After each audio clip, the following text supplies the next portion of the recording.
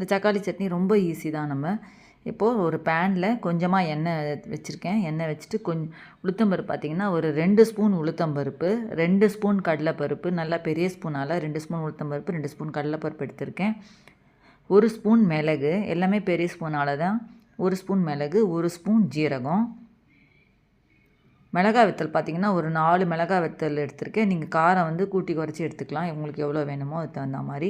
இப்போ இது நல்லா எல்லாத்தையும் வறுத்து விட்டுடலாம்.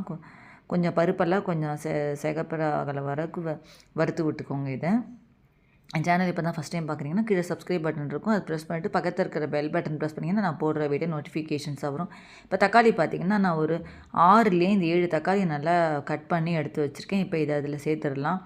இது ரொம்ப ஈஸி தான் இந்த தக்காளி சட்னி வந்து நமக்கு. இப்போ இது நல்லா அதை வதக்கி விட்டுடலாம் அந்த பருப்போட. ரொம்ப நாழி வதக்கணும்னு அவசியம் இல்லை. கொஞ்சம் வதக்கினாலே போதும் அந்த தக்காளி அந்த பருப்பு